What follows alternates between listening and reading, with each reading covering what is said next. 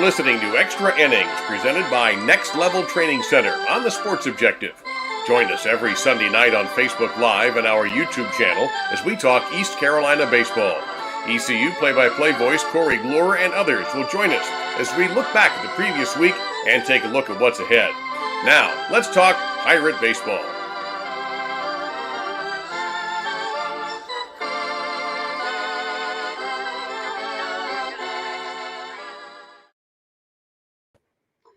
Welcome into Extra Innings right here, a special edition, the Super Regional Edition, Game 1. Pirates go down to Hawkins Field 2-0 against the Vanderbilt Commodores and Vandy boys. Nothing to be ashamed of. Huge day, right, Bubba, for the Pirates, but it came up a little bit short.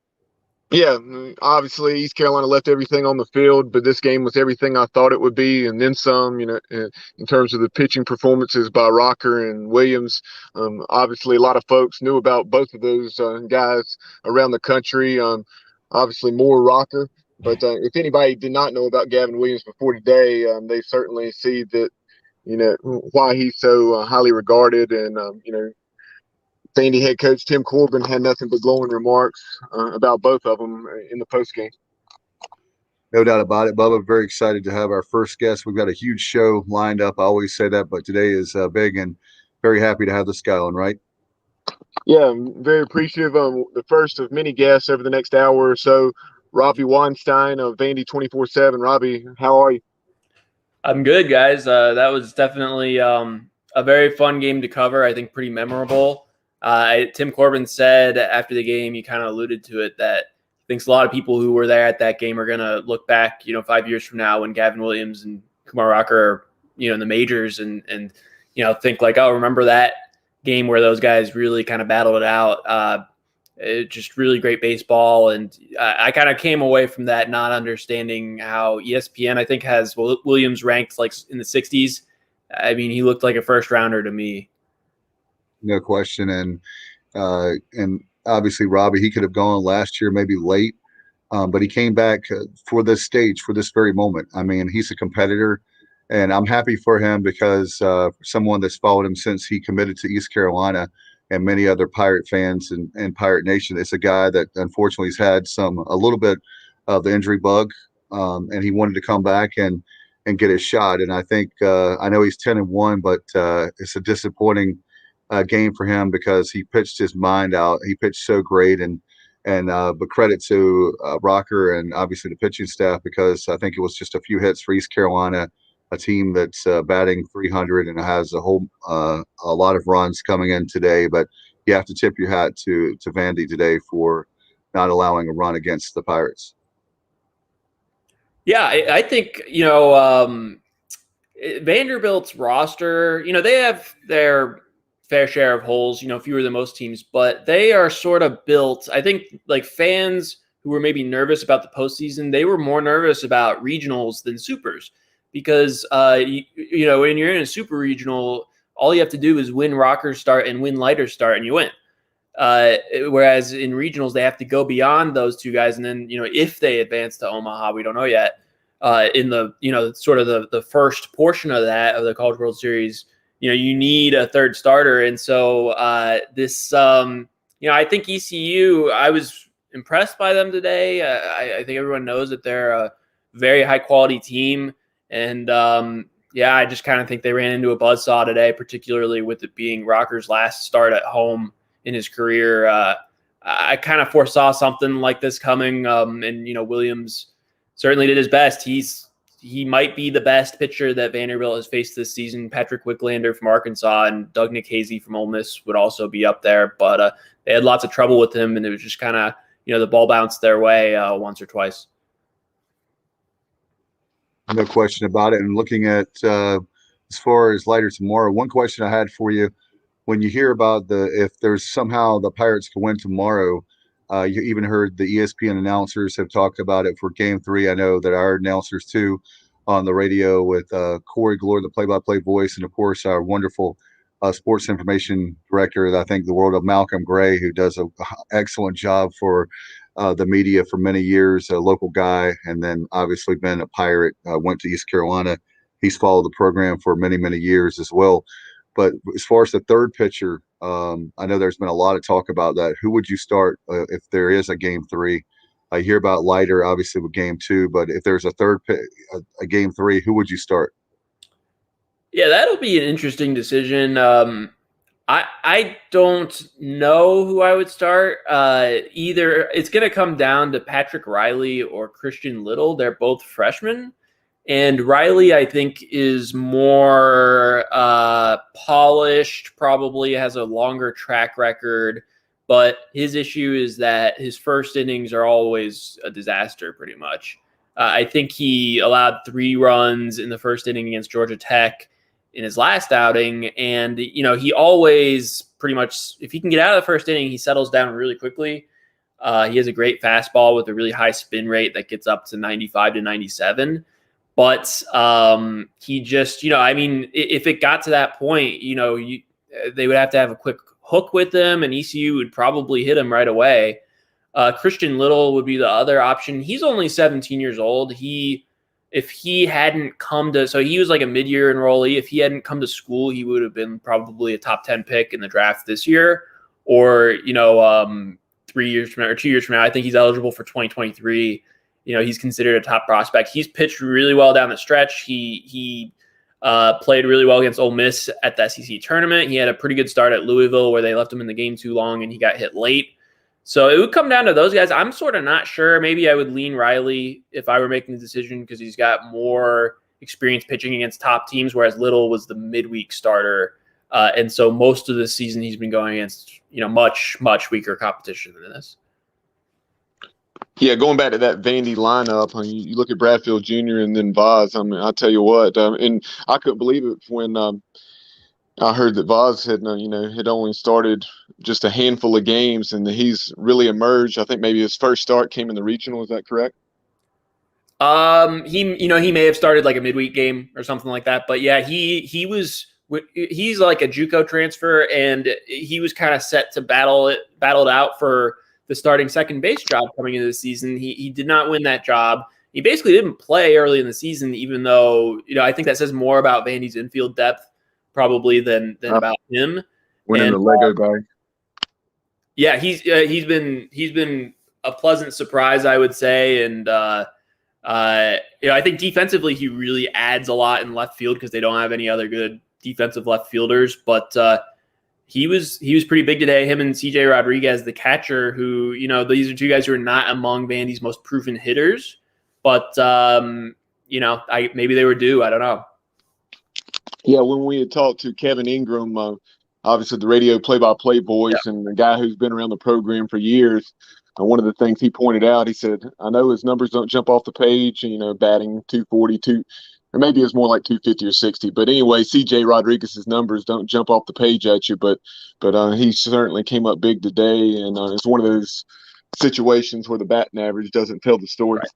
Yeah, that would have been. I completely agree with Kevin. I think his batting average is misleading. He's one of the better contact hitters on the team, and he's been, he has been behind the plate so often that I think he's kind of banged up, and I think that affects him at the plate a little bit. But it's almost like his batting average got down to 250, and I almost expect him to start hitting more because I think he's more of a 270, 280 hitter at least, and I feel like it's going to come back up there at some point. But I think we also saw that he, probably the best aspect of his game is he's a really good pitch framer and really good defensive catcher in terms of throwing guys out. And he got who tried to steal the bid? Was it Norby? Yeah, Connor Norby. Yeah. When he let off the fourth with that walk, and then he got caught stealing.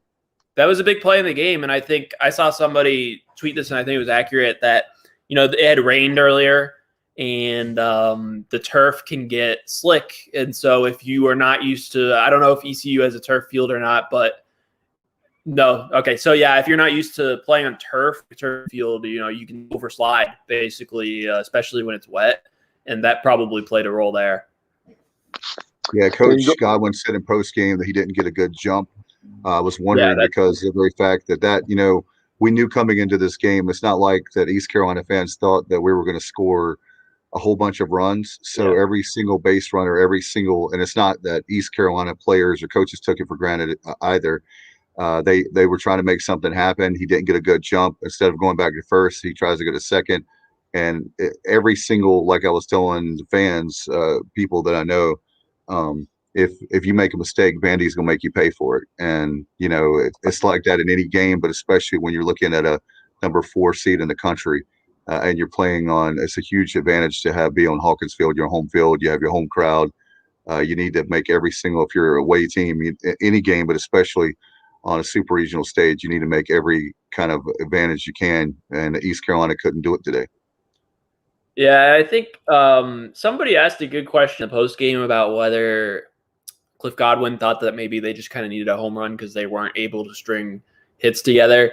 And, the way he answered it was that he felt like they needed a double into the gap and score someone from first, which is fair. But, I think looking ahead to tomorrow, Jack Leiter gives up a lot of home runs. I think, I can't remember. I mean, he's given up only 2 doubles all year, no triples, and like 15 home runs. So as good as he has been this season, you can, if you're going to hit him, it's going to, the ball's going to go really far and you can hit it in the stands. And so that's, I think if ECU is going to get that game tomorrow, I think that's what they need to do. Not that you necessarily focus on hitting home runs, but that would be what I think that's how they're going to score tomorrow if they are going to do that.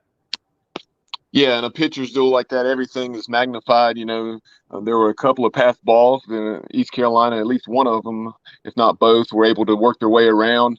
And, and Seth Goodell played a tremendous game behind the plate and, blocking it up on some breaking balls in the dirt, and did a solid job as he has all season. But, going back to the speed in that Vandy lineup, particularly Bradfield Jr., he got on.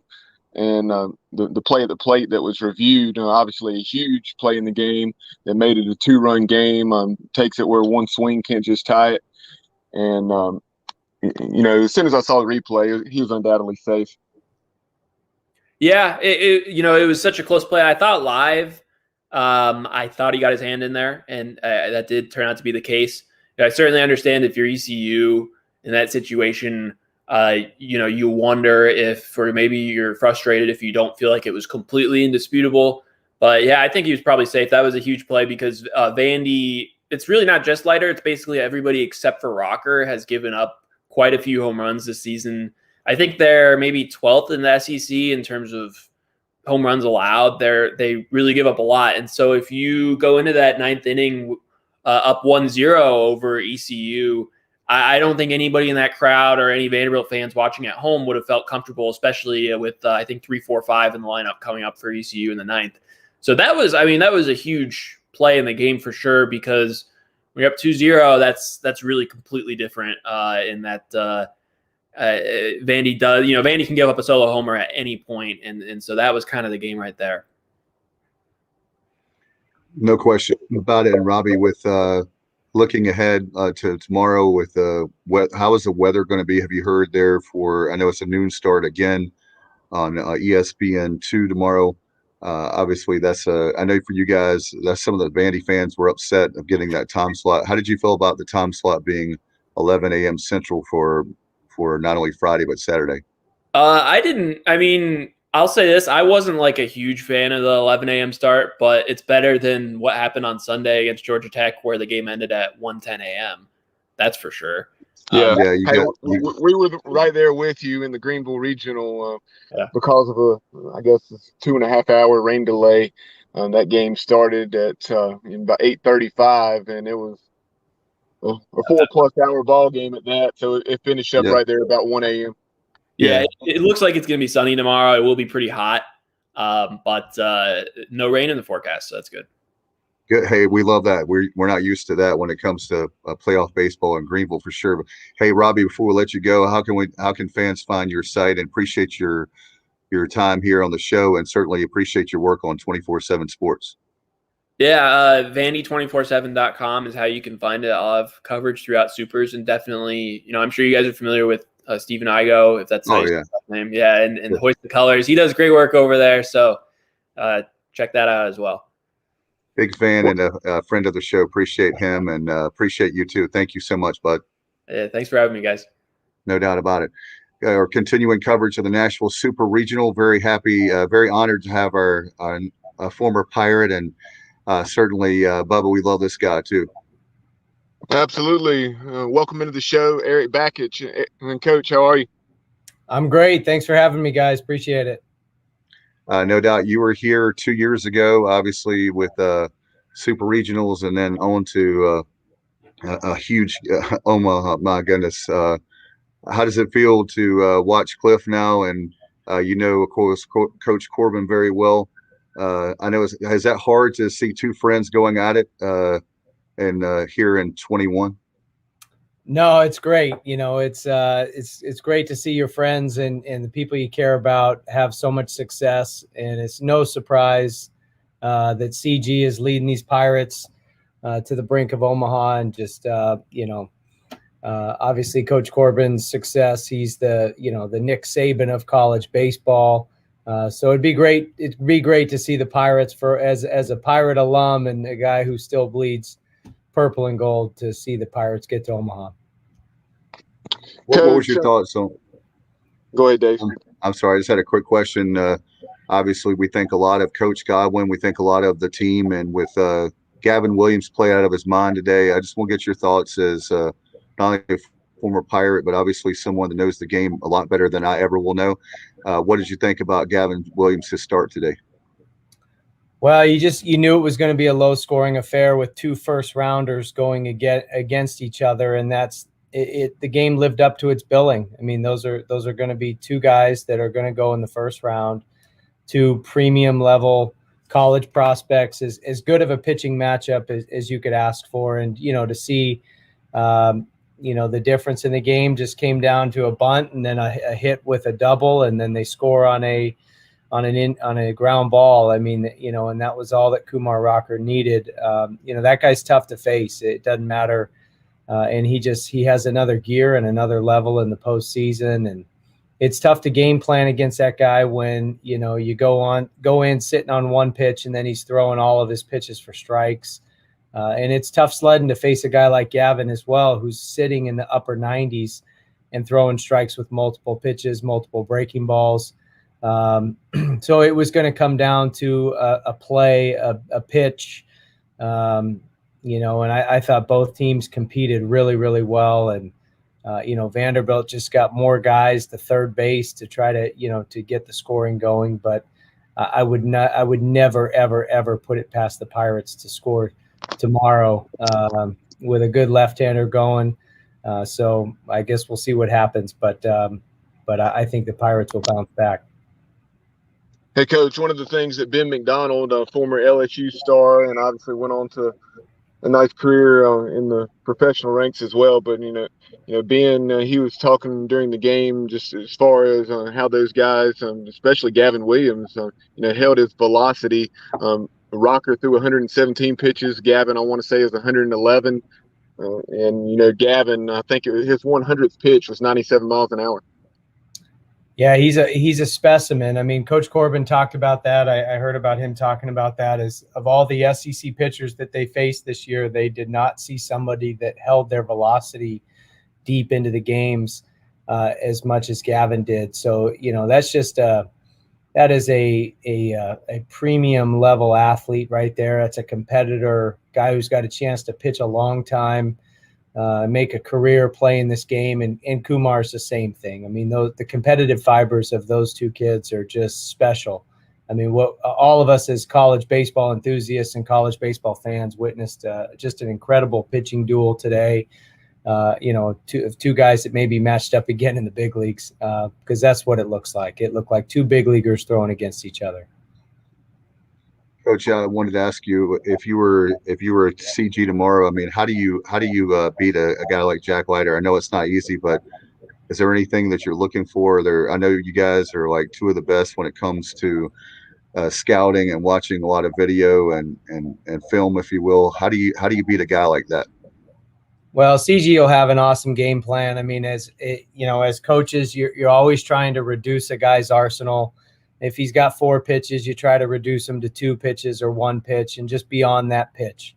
And when you get it, try not to miss it, and the guys will be locked in. And CG, you know, he's not going to save anything. He's not going to save any pitchers. He's not going to save any of his plays. He's going to do whatever he has to do to even up this thing. And if he can do that, then anything can happen in Game 3. And the Pirates are an incredible team. They certainly look to be one of the top 8 teams in the country.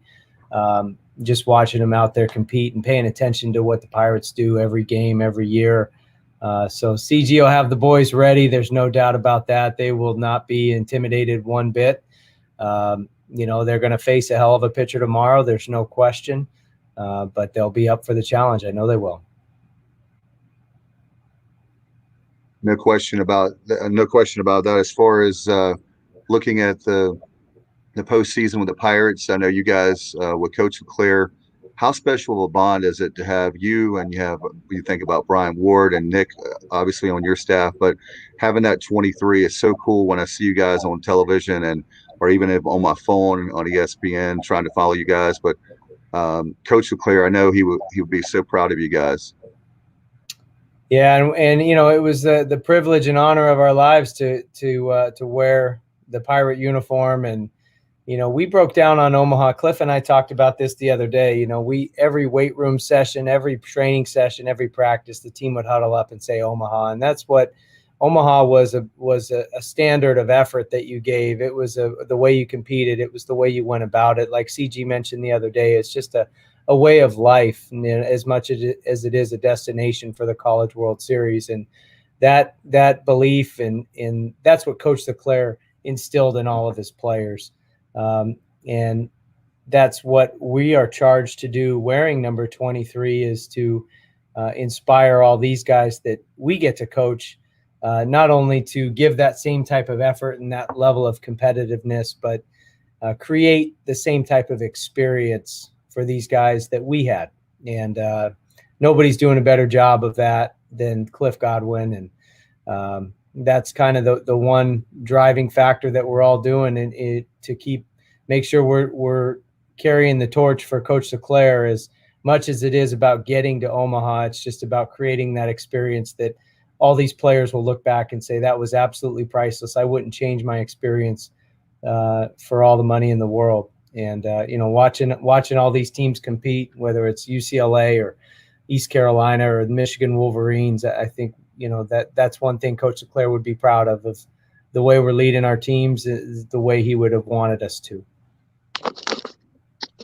Coach, talk about your relationship with Coach Corbin at Vanderbilt. Obviously, that program, the diehard college baseball fan knows that program had very little success, only 3 regionals prior to Coach Corbin's arrival, but has been to 16, I guess, I think 16 since. The 2 national titles and all the success that's come in his tenure. Just talk about those early years. You spending several years with him before you moved on and eventually became a head coach at Maryland. Talk about what it was like getting that Vanderbilt program to what it is today, getting it up and running. Well, I was very lucky, extremely fortunate to be in the right place at the right time. And that goes back to Clemson, when Coach Corbin was an assistant coach and Kevin O'Sullivan was the other assistant coach and Jack Leggett was the head coach. And I was this, 24-year-old rookie that didn't know anything other than what I experienced as a player for Coach LeClaire. And then to see the other side of it, because Jack Leggett obviously and Coach LeClaire have such a deep connection and relationship with Coach LeClaire, having played for and coached with Coach Leggett. And then to see that program come to life from a coaching standpoint, to see all the things we learned as players from a coaching standpoint, it just put all the pieces together for me. It's like, that's why we did that. And that's why we did that. And then Coach Corbin very much had that type of blueprint that he also learned from Jack Leggett and his connection. He was very close friends with Coach LeClaire. And then to get to go build Vanderbilt with a similar blueprint in Coach Corbin's vision and his style, and to get to help him do that and help him, obviously with the recruiting and lead that charge for 7 years. Is very gratifying to be a part of that building process. Anytime you can build something and you're doing things for the first time ever that have never been done before, And Coach Corbin has continued to grow and evolve. I mean, in my opinion, he's the, like I mentioned, the Nick Saban of college football. He's just he's at a point in his career where he is the growth and the continual learning and the way he has built the Vanderbilt program now. Very much something that, Coach Godwin, myself, Coach Ward, Coach Schnabel, all of us, guys aspire to lead, to have programs that type of consistently and perennially at the top of college baseball. He's still a mentor of mine, and it was a privilege to be a part of that. And so I guess we'll see what happens tomorrow. No question. And Coach, as far as one of your best friends being Cliff Godwin, he's done a really good job, obviously, with how about 3 super regionals in 5 attempts. I'm not going to say 6 years because last year doesn't count, but 3 super regionals. I mean, I think that's half of the program. The program has 6 now. He has half of them. I know that's got to make you feel proud being somebody that's so close to you. Well, it's unbelievable what Cliff has done with the East Carolina program, just bringing the program. It was always good, but he's made it great. And there's an undeniable rising star. That's what I'm saying with, guys like Coach Corbin, who are 16 years older. People are going to be talking about Cliff Godwin 16 years from now the way they're talking about Coach Corbin right now. I mean, he is a rising shooting star in this profession. And there's no question that, he's gonna knock that door down, and it may be tomorrow and the next day, who knows, but it's not a question of if, it's a question of when. And the reason that's going to happen and the way it's like that is because of the blood that's running through Cliff Godwin's veins. There is not a fiercer competitor on the planet that I have met, and somebody that I'm proud to say is one of my best friends. And I would want that guy in the same foxhole if we were ever, in the trenches and going to battle. He is a special human being, a special person, an unbelievable competitor, but just has been a tremendous friend for the last 20 plus years. So very proud of him and leading the charge and wearing that number 23. And his friendship has meant the world to me. No doubt about it. Before we let you go, Coach, what about your program? What do you have coming up? I assume you have some summer camps for the kids and other things. If you want to plug what you got coming up this summer. Oh, it's recruiting. We want to be talking about, still playing this time next year, not recruiting, but that's what we're doing now. We're out recruiting. I've met with a few prospects on campus today, and I'm heading to the airport now to go to the Junior National Showcase in Georgia. But I really wish I was doing what Coach Godwin was doing. We no doubt. Good luck to you next season. I know there's never a day off for you guys and your business. Thank you so much for spending some time, and good luck, like I said, next season. Love to have you back on again soon. Anytime. Thanks, guys. Appreciate you very much. Thanks, Coach. All right.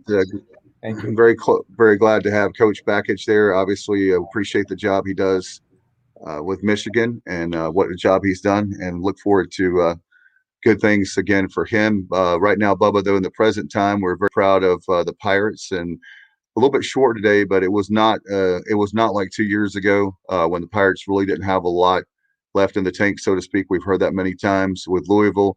I was really proud to see the Pirates, the way they played and competed today. It was nothing to be ashamed of, as you and I and Kyle were talking about in our group chat during the game.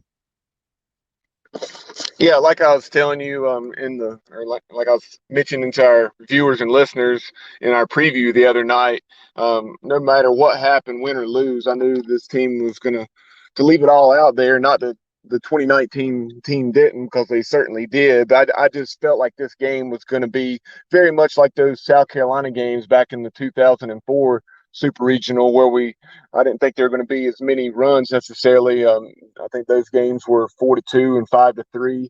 I really felt like what we saw today is what we were going to see, that where you're going to have the two teams combined for 5 runs or less, and that was obviously the case. And I felt like we're probably going to have to win a 2-1 or 3-2 game, and I just couldn't get enough done offensively. But here shortly, we're going to have Evan Voliva is supposed to be joining us, and we'll bring him into the mix here in the next few minutes. What a great pitcher, and we thank a lot of Evan, living now in Greenville, of course, and has a new baby. Appreciate his coming on today. A lot of fun. He's definitely got great insight on what this Pirate program has done over the years, and obviously we're proud of him for putting on the purple and gold for sure. But tomorrow's going to be a lot of fun. Bubba, another noon start. I know that there's Jack Leiter, but how about Carson Wisenhunt? I mean, he's a COVID freshman. And a guy that obviously met his family multiple times last weekend at the Super Regional. They're awesome, and certainly his biggest fans. But hopefully Vandy fans will appreciate him tomorrow, because the lefty is one of the best we've seen in a while. No doubt about it. I know that's going to be a big matchup. Are you there, Bubba? I think there's a little bit of lag there, but it's going to be a huge matchup tomorrow, as the Pirates are going to do really well, I think, tomorrow. I think it's going to be a good game, and obviously, win or lose, no matter what happens tomorrow, we're really proud of the team. But I think they have a really good chance tomorrow. I really do. But it's got to be ECU baseball, mistake-free baseball, obviously. Anytime you play against a quality opponent, a Corbin team, you can't make any mistakes. If you make any mistakes, they're going to make you pay. They did today, but certainly I think tomorrow we got to see those bats alive tomorrow, right, Bubba? Yeah, I think Corey Glore mentioned this as well as others. I mean, you don't have to match them pitch for pitch, and just match them out for out, and keep yourself in the ball game, and give yourself a chance like we did today. We obviously had that chance all the way down to the ninth inning. Just couldn't quite get those clutch hits, but battled our butts off. And tomorrow, I haven't seen Jack Leiter a ton this year. One of the times I did see him was against LSU. He walked the bases loaded, I think it was, and then he walked the bases loaded, then struck out the side. So maybe his command will be such tomorrow. And if you walk the bases loaded against the Pirates, then odds are we're gonna make him pay for it. And I think the bats will find a way to scratch out some runs tomorrow, and hopefully we'll play excellent defense once again. Error-free baseball today, just like Vanderbilt. And one of the things that really stood out, and we talked about the game that C.J. Rodriguez had. One of the hits that he did have, he had already doubled for the game's first run, and then Rodriguez smoked another one in the left field, and Amac did a tremendous job of getting the ball in and holding him to a single. No doubt, and that's the thing is that when you have, like when we're talking, when you have a guy like Rocker, it only takes a run or two, right? Another thing I want to mention too is I'm really proud of the fact that not only did Gavin do well, AJ Wilson didn't pitch very much, and then you have Colmore come in, so you've got, like Coach Backage was saying earlier. I mean, you're going to have how many? I don't even know how many pitchers are on the staff, but Coach has got. I think Wisenhunt will pitch deep, just like Gavin will, and so you're looking. They could Bubba. They could literally do those last handful of outs. They could literally do almost every single pitch or every single out. You could have a different pitcher, right? We're in great shape, and we're where you would hope you would be. Pitching wise, after game one, you would hope that Gavin would give you a 7 or more, and he did just that. I guess it was 7 in the third, or no, 7 in 7 in the third.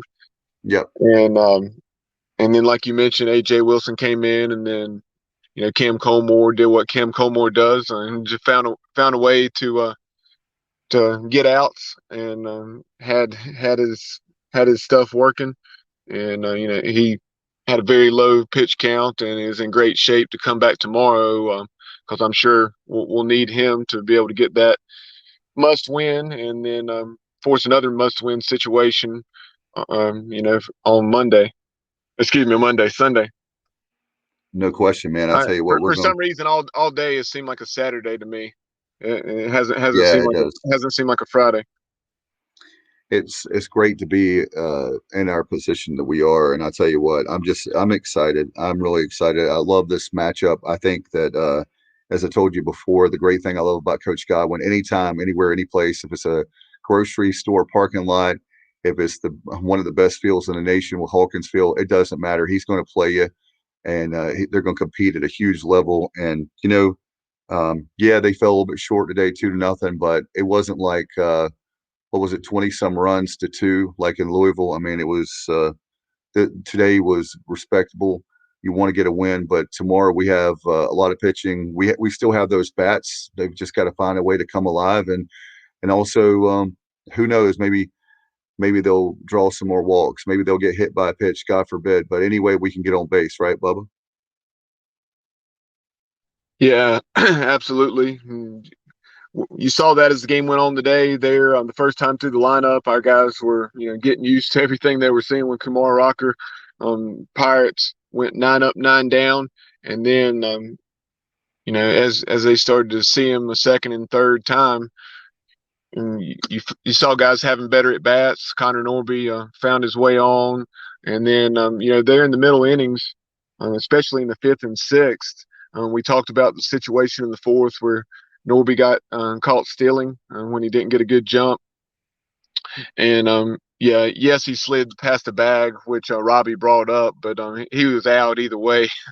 It really wasn't that close of a play, but in the 5th and 6th innings, we left a couple guys in scoring position, one in each of those frames. I think first and second with 2 outs in each of those innings, and just unfortunately couldn't get the timely hit. No doubt. I mean, we're definitely going to face one of the best pitchers in the country. But like I said, we have Wisenhunt, we have the players, and if we get the hits, we do. If we don't, we don't. But there's no question they're going to be well prepared, and we'll just have to see how it all plays out. We're waiting on Evan Voliva, the former pitcher of the Pirates, to come on any minute now. If you're just joining us, so Pirates, as you probably know, if you're watching this show, go down 2-0 against Vanderbilt, and the defending national champion Vanderbilt, 2019 champions. And I know they're going to be after tomorrow to try to finish the Pirates off, because if you don't and you play Sunday, Bubba, that makes it more pressure probably on Vandy, don't you think? Yeah, like Coach Godwin said, he said in the post game, not the press conference, but something I saw on social media with Brian Bailey of WNCT. Bailey had some post game remarks with Coach Godwin, and he was just saying, "Hey, look, coming into this, I said that nobody gave us a snowball's chance in hell of winning, and that's obviously still the case. I mean, you came into this needing 2 wins. We're still in that situation. You knew going in that you're going to have to win against either Rocker or Leiter, whichever one, and obviously you hope to win both of those games, but the odds of winning against Rocker and Leiter were very slim. So now we just got to go beat Leiter and find a way to get it to Sunday, and then who knows? All bets are off if you get to that 3rd game, especially if you really get a solid start out of Wisenhunt tomorrow, and you have all hands on deck pitching wise, whether it's Colmore, Bridges, Mayhew, etc. And that's the thing. It just I was thinking about that watching in the late innings. I said, my gosh, we have, with all those guys, I started rattling off a lot of names, just like you mentioned, Mayhew. Then you got freshmen like Ginn. A lot of those guys that maybe they don't know anything about them, or I'm sure they do, but it's going to be a lot of fun. I'm so excited about this matchup tomorrow, Bubba. I know that Pirate fans wanted to win today, but you hold your head up. 2019 was that was one of the things I was thinking about this game, is it was so depressing in 2019 to see a great Pirate team, and you knew that they were struggling because of having to win the way they had to win to get out of the regional, and then they get the first game on Friday. Had like a few days rest, but they definitely played like a team that was definitely not just happy to be there. They were competing at the highest level. So again, nothing to be ashamed of. We'll definitely move on. And I know that I guess that Evan couldn't make it today, but Bubba, looking forward to tomorrow. And I know there's going to be, for our good friends with Corey Glore and Malcolm Gray, will be on the call again tomorrow radio. Their airtime will be 11:45 Eastern. And then obviously the game will be on ESPN2 tomorrow at noon again. Very excited to be in this position. There's a lot of people who would love to be in the position we are with the Pirates, and good luck to the Pirates tomorrow. Yeah, absolutely. I'm certainly expecting the team to come out the same way they did today. Play for 27 outs, and I really like our chances. I felt like today that down to that 27th out that we're going to find a way to get it done, particularly there in the middle innings. Even though we missed an opportunity or two offensively, we got at least 2, maybe 3 clutch double plays. When that ball deflected off Gavin's glove and led to the 1-4-3 double play with Connor Norby. When we got out of a couple of those situations where Vandy had first and third with either, I think it was 1 out, and then a runner on second with no outs, and we got out of that without them scratching. Yep. I was like, hey, we're going to find a way to win. I was hoping that was going to be the break that went in our favor, kind of like out in Lubbock back in 2016 when the ball hit the mound and ricocheted to second base and kept us from going to Omaha that time. I thought, hey, maybe we're going to find a way to get it done today, and I truly believe that down to the final out. But what's done is done. We just got to come out tomorrow and take care of business, and hopefully we'll find a way to scratch across a few runs early and give Carson a little bit of a cushion. And it's going to be one of those games where everything's magnified. I really believe it. I would be very surprised if it's lopsided either way tomorrow. No doubt, it's going to be another heavyweight fight. And Bubba, thank you so much for your hard work for the show. As always, my friend, the Nashville Super Regional, our coverage, and we'll have coverage, I take it, again tomorrow, right, Bubba? Yeah, stay tuned, and we'll have, hopefully Evan will be able to join us tomorrow. Today, part of that's my fault. He messaged me as soon as the game was over, and I had some other stuff going on. I had to help Stacy jump off her car, but didn't get back to him as quickly as I wanted to and meant to. But hopefully he'll join us tomorrow, and then we'll also have a surprise for you. We'll have, probably tomorrow, but sometime in the near future, we're going to be catching up with Preacher Franklin. He's one of the whistlers there at Vanderbilt. I had a 25-minute conversation with him. He's a heck of a nice guy.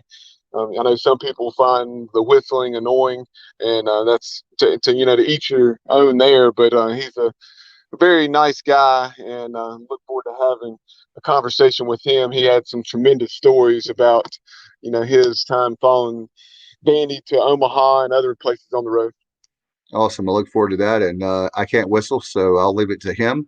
Bubba, thank you so much. Thanks to our great guests. Until next time, you've been watching Extra Innings Special Edition, our super regional coverage right here on the Sports Objective. Good night, everybody. Go Pirates.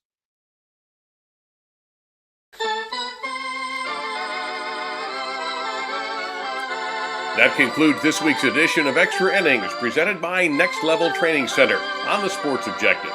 Join us next Sunday night as we will once again talk East Carolina Pirate baseball. Be sure to follow the show on social media at The Sports OBJ on Twitter, at The Sports Objective on Instagram. Like and follow our Facebook page and subscribe to our YouTube channel. Listen to the show pretty much anywhere podcasts are found. As always, we appreciate you tuning into the show. Go Pirates!